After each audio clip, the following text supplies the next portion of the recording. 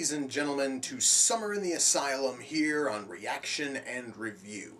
Tonight, ladies and gentlemen, I've got something a little bit special because, you see, this is the final episode of Summer in the Asylum. And I decided to handpick one of the most infamous films this studio has ever churned forth. That film is Snakes on a Train. Yeah, folks, Snakes on a Train. Now, I should mention that, similar to Paranormal Entity and Death Racers, I have not seen the film which this thing is trying to cash in on. I've never seen Snakes on a Plane, and that's just because I always thought it looked really fucking stupid.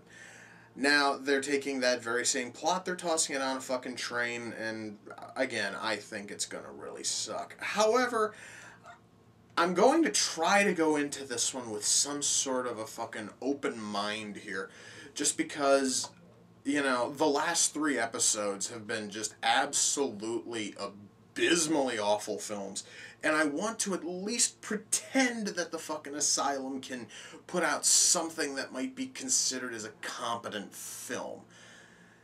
Oh, boy. So, without further ado, it's time to kick back, relax, and check out Snakes on a Train. Okay, we have a woman who's vomiting up jello. I'm not kidding you guys, it looks like she's vomiting up green fucking jello. It's kinda sick. Ugh. Oh boy, folks. Amongst the passengers on this plane, we have, train, we have stoners. Fun. Okay, guys, I'm gonna say this right now. This is like the 4th time I've had to see this woman vomit up colorful shit and snakes. It gets more nauseating with every passing go. Wow. I actually am fighting back gagging here.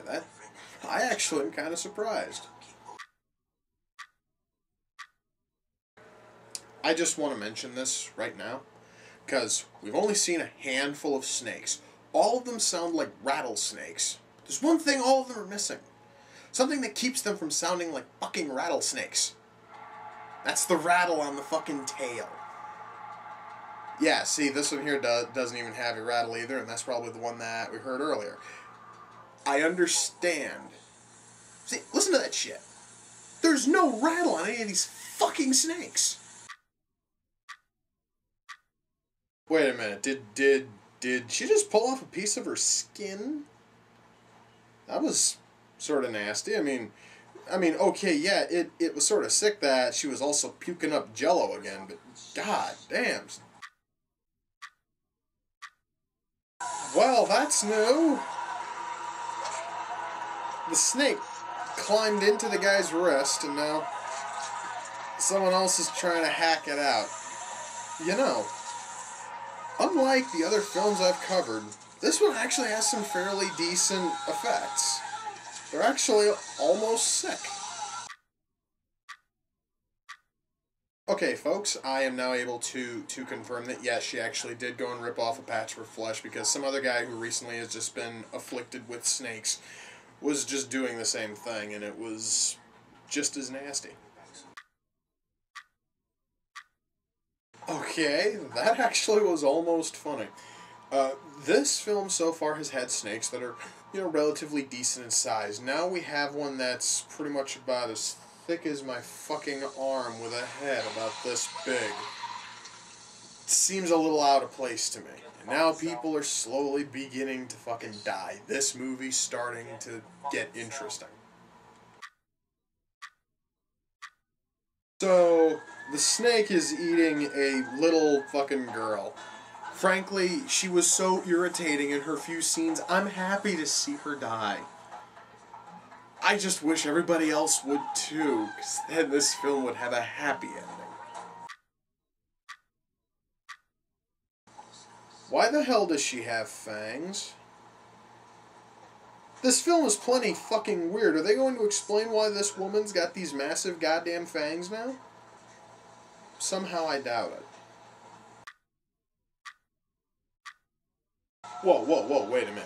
So, this, like, witch doctor guy, one of the main, or, well, a friend of one of the main characters, had the power to just create a vortex that sucks up the snakes.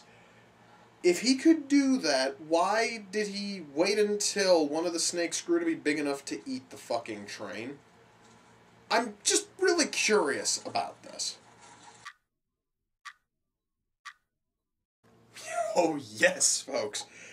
That's Snakes on a Train. I have already shut it off because I don't want to suffer through the closing credits at all. Now, let's sort of kick things off here, shall we? Before I get into anything else, I want to talk about the tagline found on the DVD cover. I want you guys to just fucking pretend with me that there's some sort of an off chance that you'll be able to find a DVD of this. It says on there, and I quote, 100 trapped passengers, 3,000 venomous vipers. Everything about that tagline is a foul and odious lie. Allow me to break it down for you. 100 passengers? Bullshit. This film would be lucky if it had 100 people working on it, much less 100 actors posing as passengers. No, the correct number would be more along the lines of about 15, and I'm being really generous there. In fact, that isn't even just passengers. That's passengers and also the conductor, the engineer, all that other kind of shit. Grand total, you are lucky if you see 15 people. Alright? And the 3,000 vipers part? Okay, first of all, vipers are venomous snakes, so you don't need to call them venomous vipers. That's being a little, but I'm not going to split hairs on that.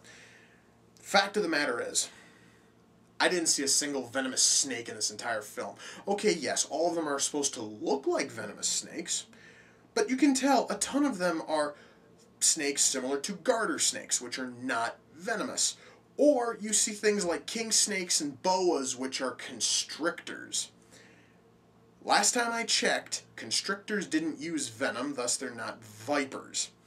Now, I totally understand that a lot of people are not going to pick up on that sort of thing, but it's something that I noticed, and it kind of bugged me a little bit.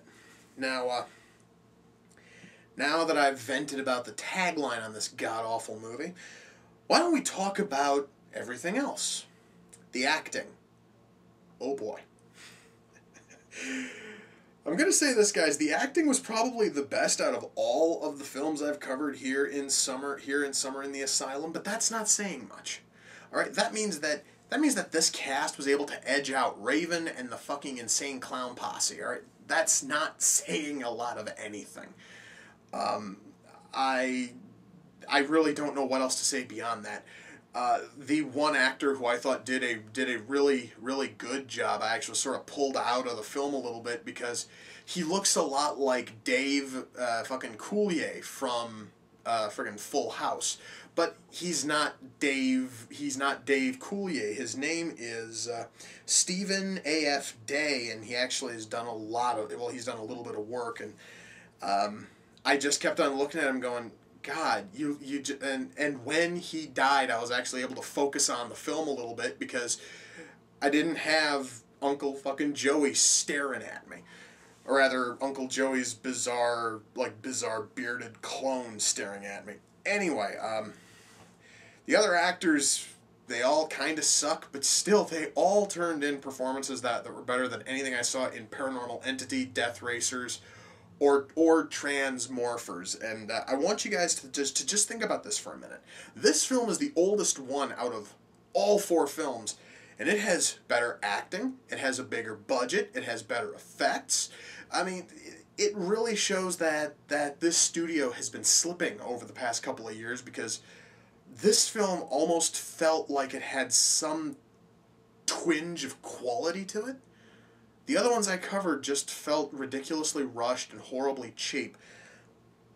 However, though, I should mention that the small twitch of quality in here is completely kneecapped by the fact that the writing is just abysmal. Allow me to attempt to explain. First of all, our primary story has 2 people I have no clue if they are brother and sister, or husband and wife, or boyfriend, girlfriend, or whatever. She has some kind of like a zombie voodoo curse thing that causes her to vomit up jello and snakes. And he's a witch doctor, I guess. He's trying to treat her until they get to Los Angeles, where her uncle, who's a much more experienced witch doctor, can try to lift this curse. When they happen to get on the train, they meet up with a friend who's also a witch doctor, but isn't as good a witch doctor as the guy who's taking her to... Oh, fuck.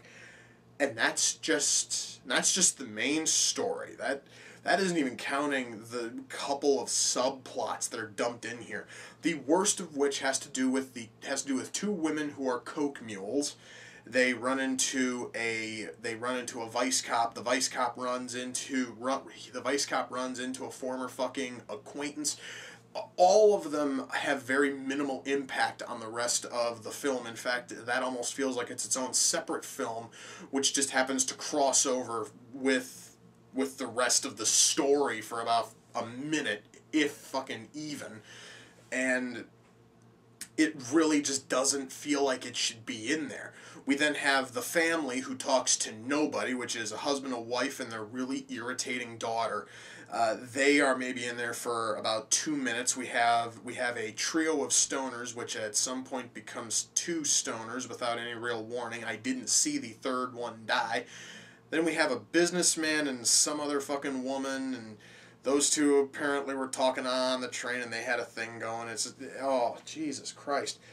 It almost felt like they were trying to make a fucking anthology film and trying to set it all in the same place, and it fails miserably because you don't care about any of these characters. I couldn't even tell you a single one of their fucking names. I couldn't. And I watched it, and oh, fucking A. It is such a chore to watch this movie. And this is it, folks. This is the end of Summer in the Asylum. And the one thing I can say is that I'm probably never going to do another Summer in the Asylum. I was thinking about making this possibly a fucking annual thing, but no. I went through 4 films. The closest thing I could find to one that was good was fucking Death Racers, and that one is only good if you're really into just movies that are almost criminally cheesy. This thing was a fucking chore to watch, and so were the others. Now, mind you, now that doesn't mean I'm never going to touch another film from this studio. Fuck no. I actually am planning on doing at some point Mega Shark. There actually are a handful of films from these guys which features a giant goddamn shark, and it's called like Mega Shark versus this, Mega Shark versus that. I'm planning on covering those at some point if I can ever find a copy. God help me, I don't know why I'm interested in checking out Sunday School Musical. I don't know why. I really don't. Perhaps maybe I am just a glutton for punishment. But hey guys, the good news is we are done with Summer in the Asylum, and the next episode, guys, I'm going back to the Amazon wish list. I've actually got a nice little stack of DVDs down here from you guys. I want to thank everyone who's been sending them in. I'm not sure which film I'm going to do yet, but I do have a couple of options I'm really looking at. So if anyone really kind of sort of wants a preview, all that you got to do is just click on the link to go over to my Amazon wish list and just take a look at the stuff which has been purchased. Right there is going to give you some options. So, until next time, ladies and gentlemen, take care, and I will see you all in the near future. Peace.